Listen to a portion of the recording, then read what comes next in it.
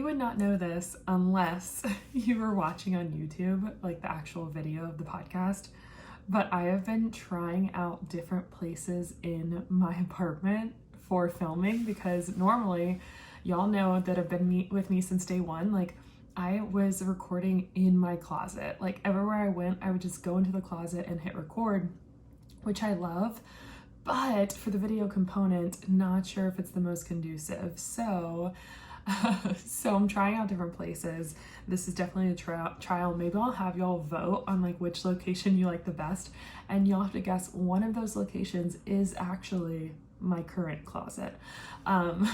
We are in apartment life right now, and so it's just funny like setting up and doing this, but that's neither here nor there. I really came to talk to you today because a lot of people make these mistakes around self-love, and I want to talk about it.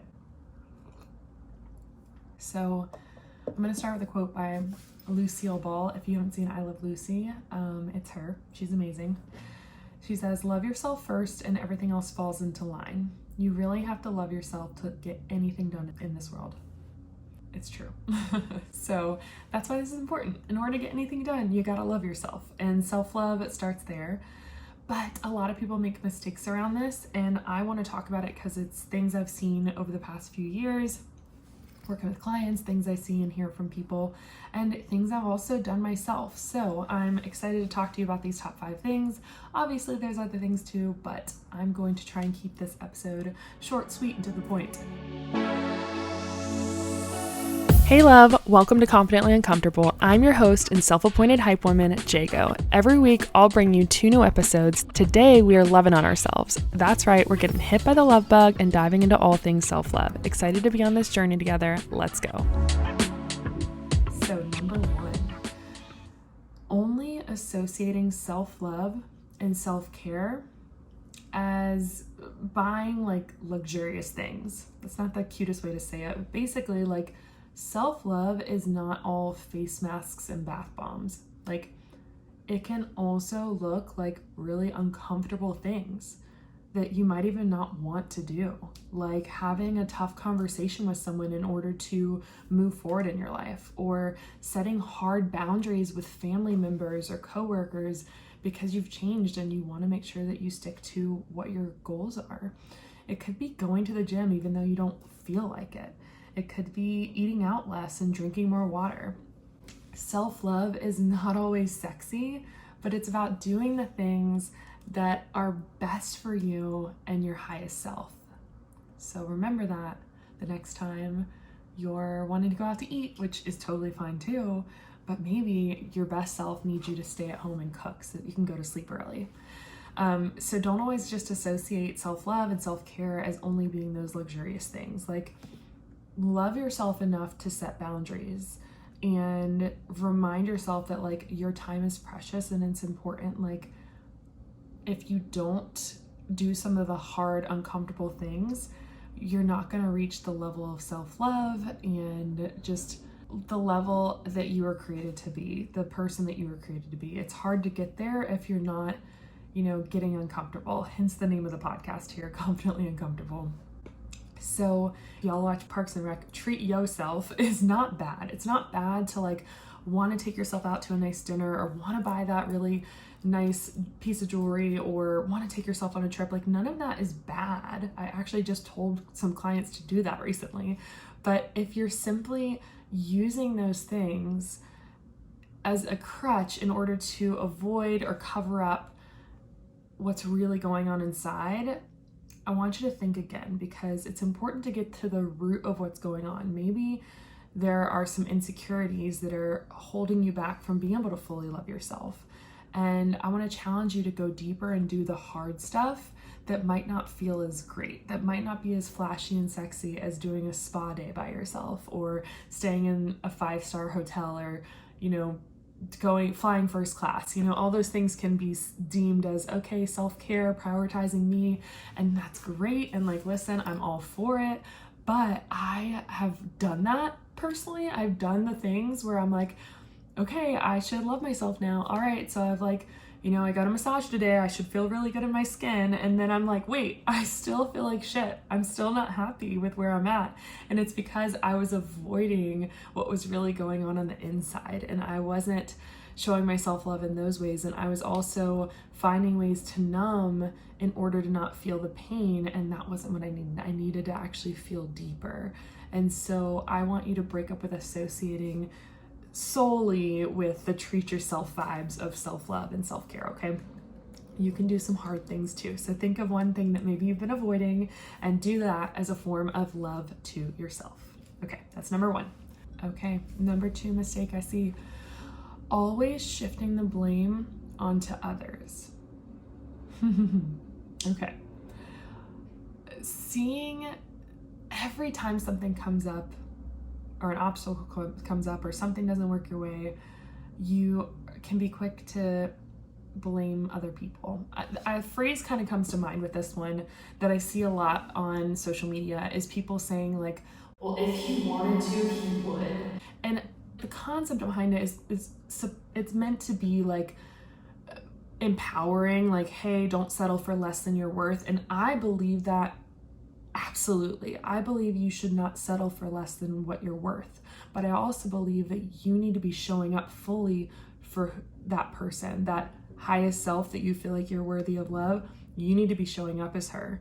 Doesn't mean you can't have bad days, but if you are not showing up for yourself at all and you're seeing other people react a certain way, I want you to, instead of always blaming other people and always saying, well, they don't understand, or always saying, well, they don't get me, or they don't love me how I want to be loved, take accountability for your actions and embrace the good and the bad of who you are, the light with the dark.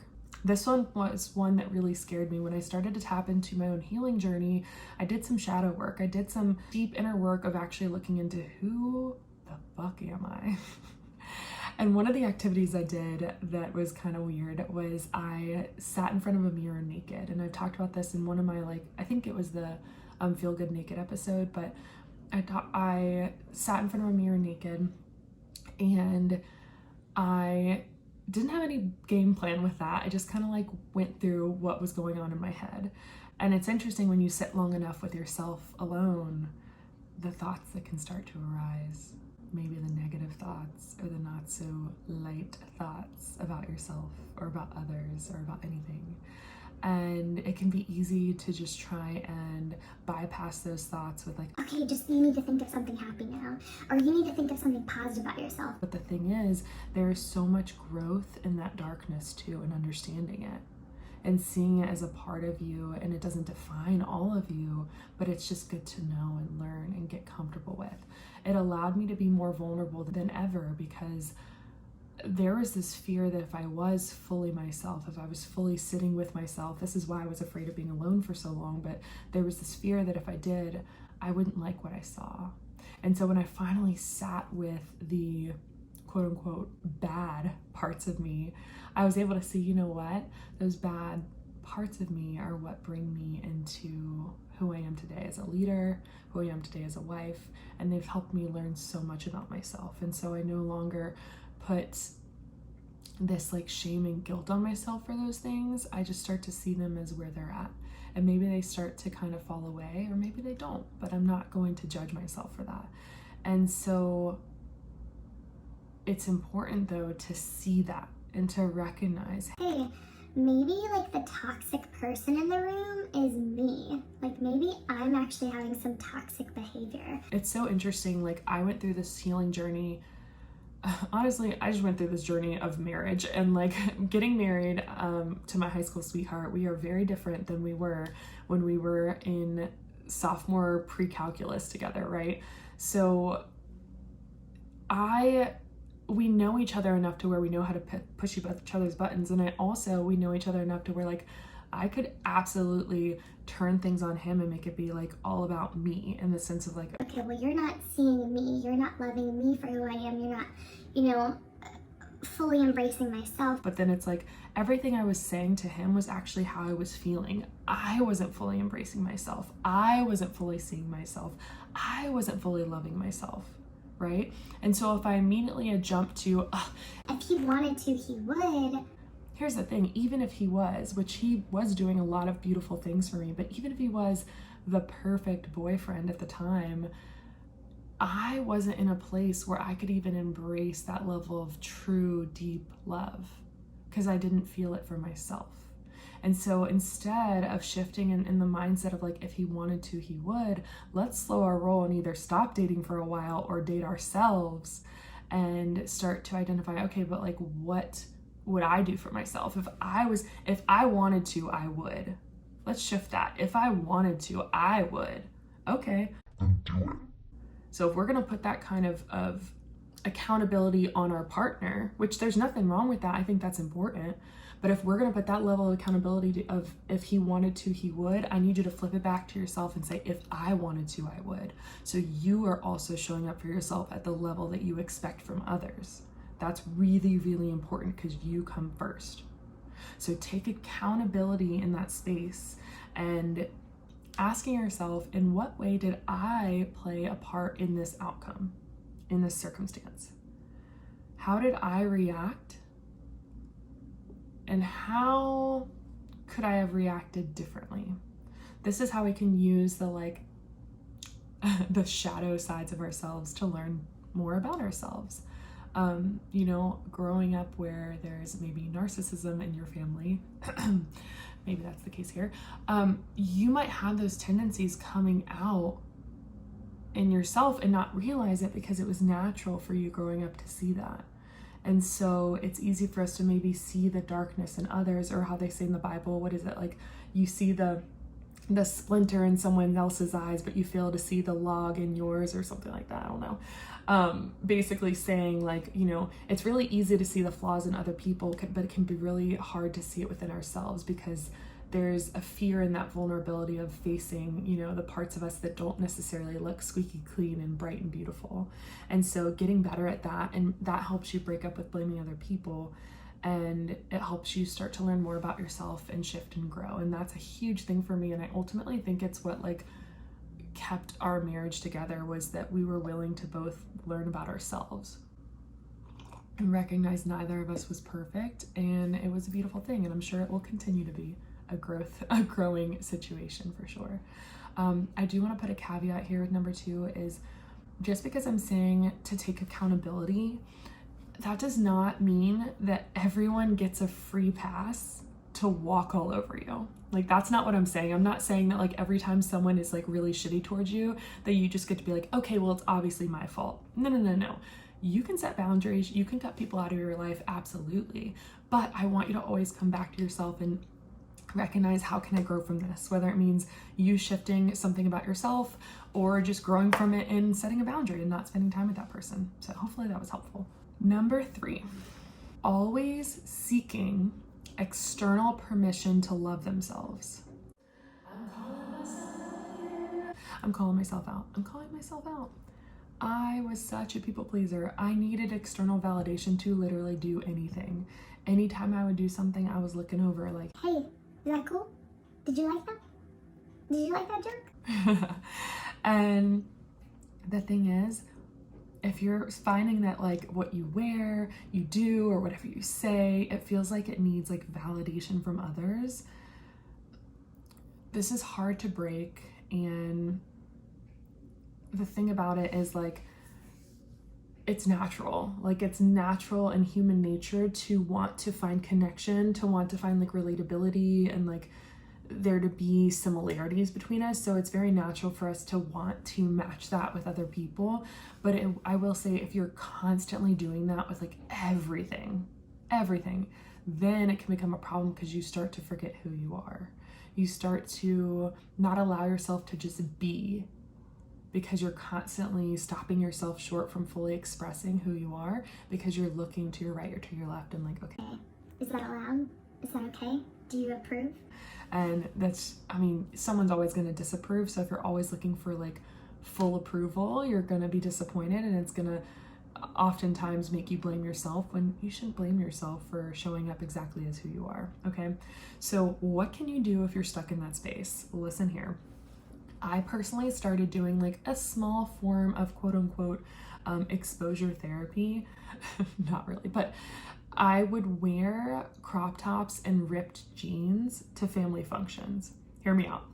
I knew it would lead to like comments like, you know, did you pay someone to rip those jeans for you? Or can't you afford a pair of jeans without holes with that job you had?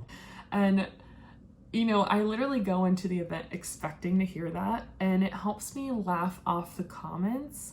And they're not in any way negative or mean, but it's just a small example of like, instead of taking things so seriously and to heart, like you recognize it's not that big of a deal. That's just someone's opinion, and ultimately no one's opinion matters but your own, as long as you're being true to yourself. Let me say that again. No one's opinion matters but your own, as long as you're being true to yourself. The reason I add the caveat of as long as you're being true to yourself is I used to say just no one's opinion matters but your own. But the thing is sometimes you can be in a place in your life where you are not acting true to yourself. Maybe you're stuck in addiction, or you're constantly lying, or you're having toxic habits or things that are just not healthy, and people are telling you, hey, this is not okay. You're not being true to yourself. So in that point, like, those people's opinion matter, and usually those are the people that love you that are saying something. So that's why I want to make sure I said that. But you don't need to always seek external permission to love yourself. You can love yourself just as you are. You can love the weirdest little things about you and not feel bad about it. You can dress however you want. You can talk however you want. You can do whatever you want. You can have fun, weird, quirky hobbies, and don't feel bad about it, okay? Don't hide about it. I remember when I first started listening to ASMR, if y'all don't know what that is, just Google ASMR, ASMR. I was like so weirded out. I don't know how I stumbled upon it. I think TikTok. And I was so like, didn't want to tell anyone because I'm like, This is weird. Like, this is so weird. I'm literally listening to someone making like clicks and stuff. Oh my gosh, I just realized I'm still on video. But you know, I was so like weirded out by it, but then I found out like my girl who project manager does everything, I talk about her all the time, Alex, like she also listens to it, and I found out a bunch of my clients listen to it, and like we started to like incorporate it into like intentional self-care routine with their routines, like my clients' routines, including Alex. And like it's so funny because if I hadn't talked to them about that, it never would have come up. So stop worrying about what other people think. Like, some people will get you, some won't, and it's okay if not everyone gets everything about you. It's not a big deal. Just you do you is the moral of that story. Number 4. Okay, we're almost there. You guys are doing great. So number 4, as far as mistakes around self-love, viewing your self-love and confidence as an end point instead of a journey.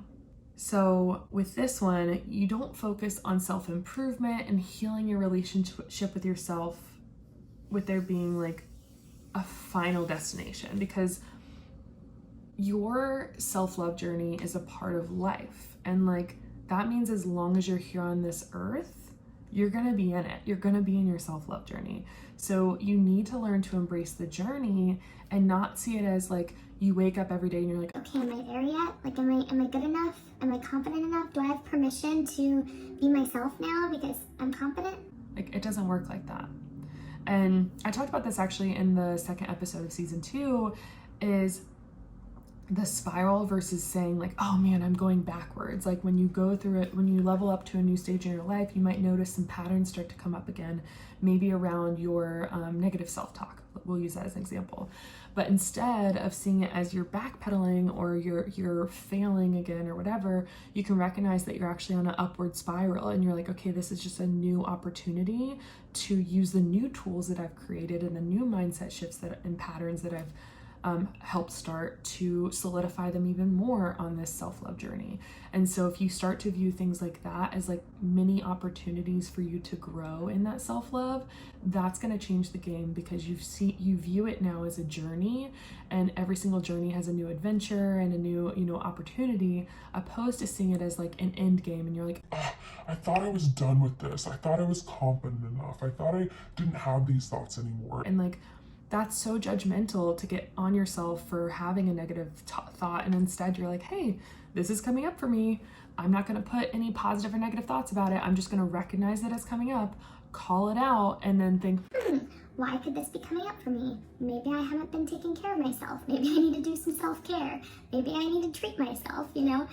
taking that approach is going to be so much more effective in the long run, okay? With your self-love journey, your healing journey. We recognizing that like we are always healing and growing and learning. And we need space for that instead of this like strict like end date of like, okay, I need to be healed by X date. Like I need to be done by then. And once I've reached that date, I need to be healed. Like no more problems coming up for me. Like that's such a strict approach on such a human existence. Like that's not fair to yourself. So let me give an example that's kind of recent. Let's talk about grief. I've done an episode on grief before, but let's talk about it. So hopefully you wouldn't say to someone like, okay, you're done grieving now. Like you can't grieve about the death of this person anymore. It would be so messed up to do that, because the thing about grief is like we're always carrying it with us in some way. It's just like we grow around it. We grow around that grief. And so it starts to feel smaller because we get stronger. And that's the same way with some of these habits, these patterns, these mindsets is like, they were started at such a young age that like we kind of have to grow around them, and like they still might come up in a new way. They could completely go away, but they still might come up in a new way, but you're stronger from then. And you can come at it with a new perspective. And that's what the beauty of this process is. So reminder, like with grief as the example again, like it comes in waves, but the height and the power of that wave changes over time. And the same goes with things triggering you in your self-love journey. You will get stronger, but some days it may not feel like it. Like you need to meet yourself where you're at. I talk about this a lot. Meet yourself where you're at. Speaking of meeting yourself where you're at, the fifth and final mistake that I see all too often, especially in the industry I'm in, is loving yourself means you cannot create any changes. Or another way to put it, if you desire to change, then obviously it means you don't love yourself. And that is quite the opposite of self-love. The thing is, creating unconditional self-love means accepting and loving yourself in all chapters, no matter your size, your success, or your productivity for that day. So remembering that it doesn't mean that you are, not wanting to change. Like when you love yourself, you see that change is a part of life, and you can create positive change by embracing yourself in all forms and fashions. So there's nothing wrong with desiring change. I tell this to my clients a lot because I actually have clients who come to me, maybe they do want to lose weight, or they do want to start working out more, start eating quote unquote healthier. They want to start eating more whole foods, really is what they mean. And there's this guilt behind it because they're like, well, if I want that, and then what if I do lose weight? But I'm not supposed to want to lose weight. But what if I do? And then what if I feel good in my body? Because it changes. Like, okay, well, here's the thing. I want you to feel good in your body. I want you to feel good in your body now. I want you to feel good in your body 5 years from now, 50 years from now. And your body's going to fluctuate. Things are going to change. Your environment's going to change. What you do as a career is going to change. So we can't get caught up in things that are going to change. If we get fully tying our self-worth to things that are not always going to be here, that is what causes this disconnect to ourselves. But if you can find a way to create unconditional self-love, that's going to allow space for change, and a beautiful change at that. I'm going to give another example. So like beating yourself up about food, or like not working out. I see this a lot. People are like, oh my gosh, I'm so bad for eating that. Or I didn't work out today. And the thing is, beating yourself up and being like, I'm so bad for this, or like punishing yourself, it's been proven, literally scientifically proven, that it's counterproductive to do that, because it leads to things like a future binge on food late at night, or more missed workouts. Like when you don't hit a workout on a Monday and you're mean to yourself, the rest of the week you just don't work out. So that is not going to be an effective approach to stepping into your highest self. beating yourself up isn't going to be that. So instead, it's important to set goals for yourself and build back that trust between you and your body. But self-love is a huge part of this process. So setting the goals and loving yourself in that space wherever you're at each day, recognizing that, hey, my mood is going to change day to day, and that's okay. How I feel about myself might fluctuate from day to day. That's okay.